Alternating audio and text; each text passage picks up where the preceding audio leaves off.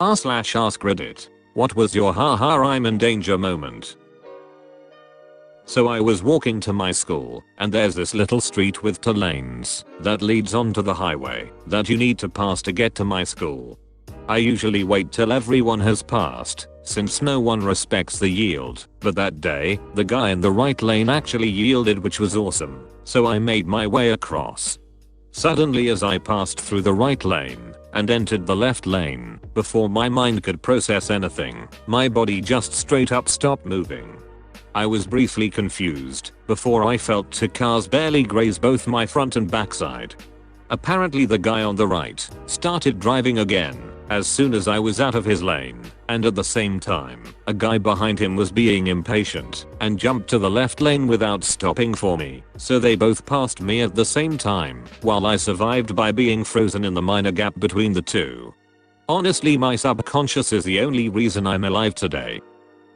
Both of those men need to be ducking arrested. Passing people at crosswalks needs to be a felony offense. Something similar happened to me once in high school. I was walking home from school down a very busy street. I was approaching an intersection, but I stopped a few feet from the edge and just froze behind the light pole. At that moment, a car runs a red light, hits the back of a car, and sends it spinning around towards me. Car also clipped a motorcycle, sending it flying 40+ feet. The car ends up 1 foot away from the light pole in behind, stopping in the area I'd usually wait to cross the street. If I hadn't just stopped, I'd be pretty badly hurt. I was on a bouncy castle at a college ball and my friend turned the pump off as a prank.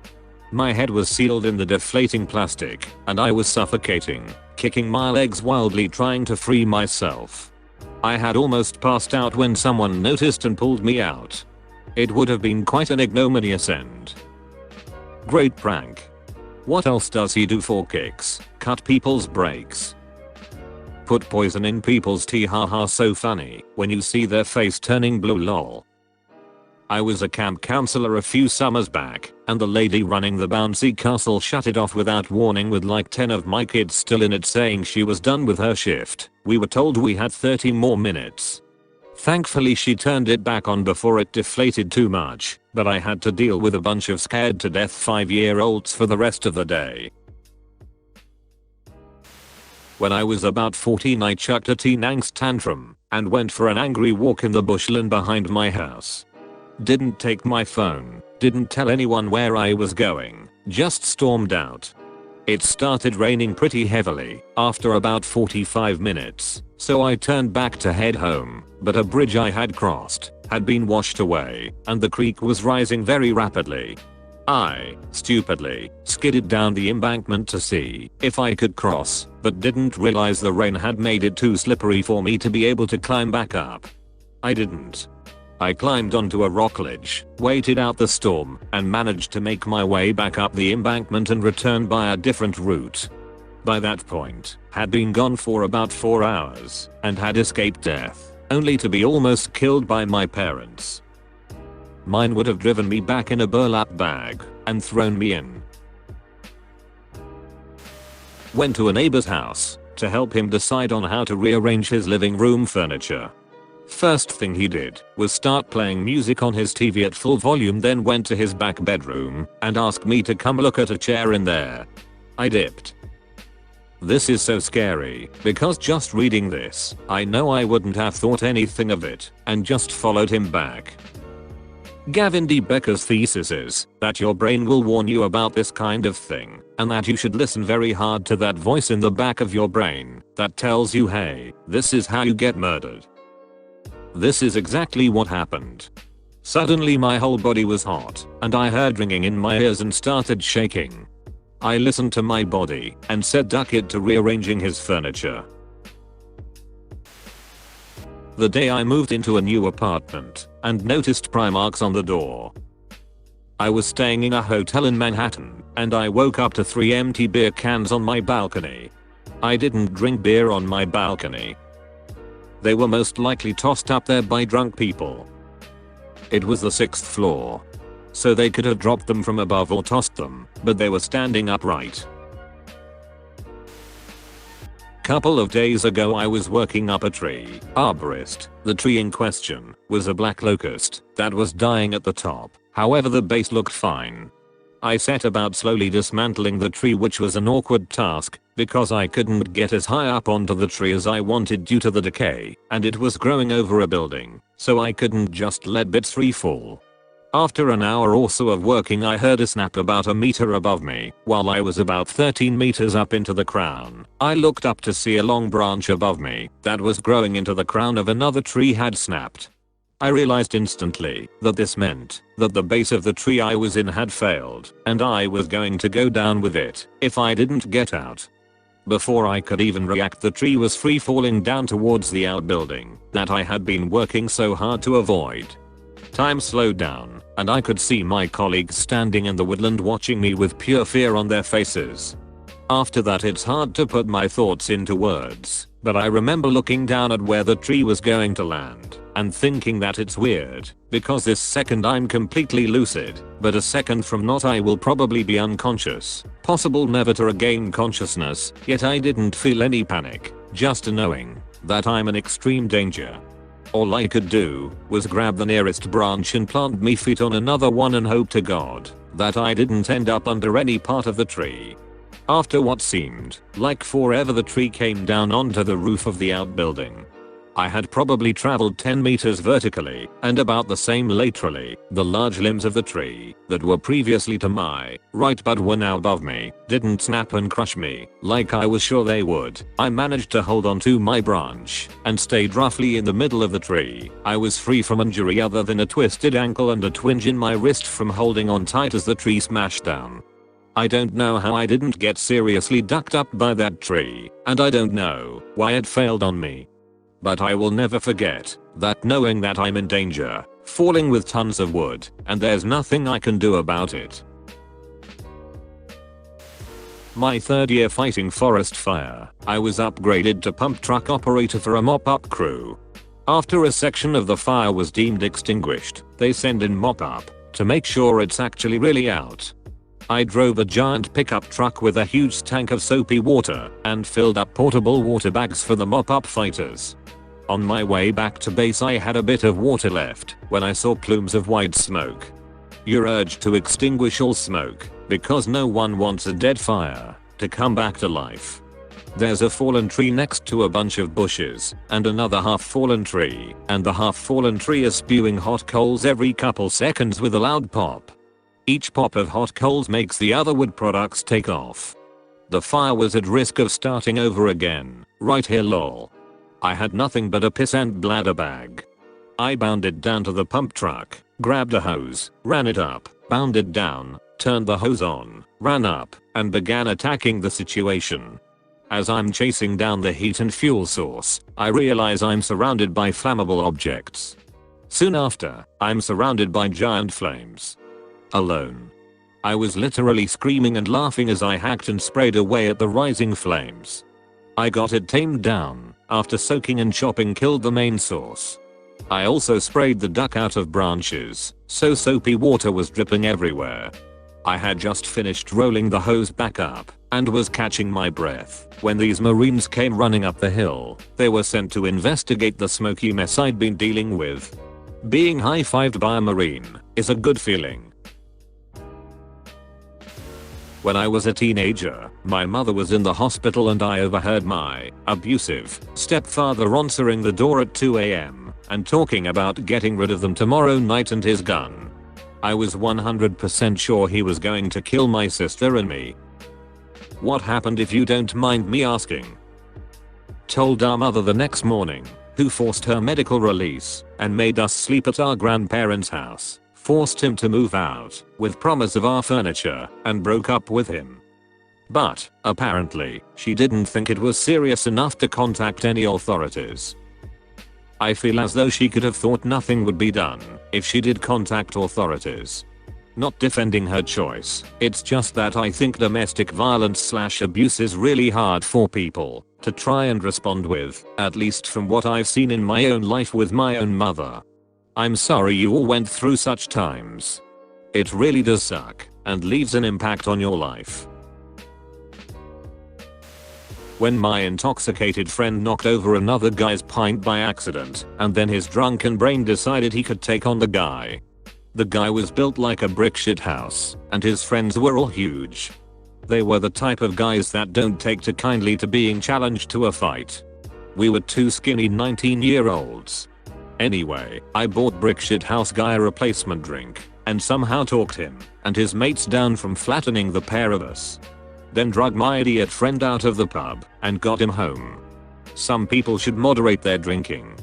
By the way, the rule is, you spill another man's pint you immediately apologize, and by the next round. Actually saw the guy again a few days later, small town, and he was cool about it. Falling off a bridge into water right next to a stingray with dead sharks drifting by. I live in Australia. Of course, it's Australia. That was in his bathroom. Typical Australian bathroom, of course. Drunk in Amsterdam wheeling around a guy in a wheelchair we met. We were like 18, the guy in the wheelchair 30 something. Well, we ended up in a dark alley and 5 tall sketchy dudes surrounded us, but I was too drunk and happy to realize it was a threat, and chatted happily with them. They started asking for money, and I was like haha no. All of a sudden this queen of a woman stepped inside the circle and told the guys duck off, they're with me. Had a nice chat with her, then we wheeled the guy in a wheelchair home. The next day I realized she saved our butts. Way to the duck was the girl though. She must have been someone the guys knew, or surely they would have just robbed her too. That was the night Op became an anime hero.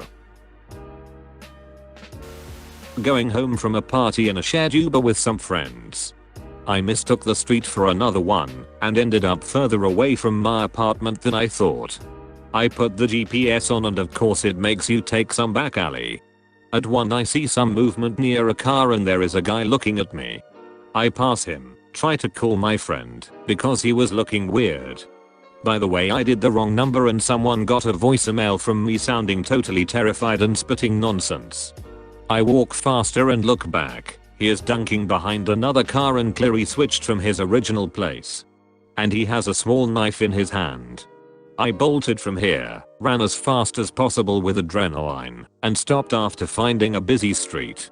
But when I saw the knife, that's when it went oh shit. I drove through a notorious neighborhood back in my hometown and the engine had become entirely cut off. Apparently my dumbass had it on third gear for a couple of hours. I got robbed that night, but thankfully there was no carjacking. Not so easy to jack a car if you have to do so by pushing it away. You joke, but I once had my Honda Civic stolen 3 times in 6 days. Each time it was found abandoned and towed to a different location, then stolen again before the insurance adjuster could even look at it. The second time they stole parts from the engine before abandoning it, and the third time they pushed it down the street before stealing the seats. Attention all guests, a gorilla has escaped its enclosure. Please make your way to the nearest exit. Me realizing I'm in the primate area. Get in the gorilla enclosure, since it's not in there. Big brain move. I was on holiday and had left my hotel to walk to Livingstone National Park in Zimbabwe. My friends had visited earlier in the day and wanted to stay by the pool, so I figured I'd walk over by myself since it wasn't a particularly long trip. The easiest route from my hotel was following a small path between some bushes and trees. I'd been down the path before, but this time there were families of baboons walking down this path and no other person. I cracked on anyway, figuring that as long as I wasn't waving food around or getting too close I'd be fine. Apparently I must have done the latter and unintentionally stepped too close to one of their young, because one of the full-grown adult baboons jumped out in front of me and started howling at me, baring its teeth. Because of the noise it was making, it attracted the attention of all the other baboons, and 2 other full-grown adults soon joined the first in howling and showing serious aggression all of a couple of yards in front of me and to my side. I had no idea if there were more behind me, but my instinct in the situation was to hold up my hands to show empty palms, stand tall, broad and start stepping backwards and away slowly. Thankfully it worked, and they eventually turned away and carried on, but for a short while my mind was having flashes of being torn apart by 3 baboons.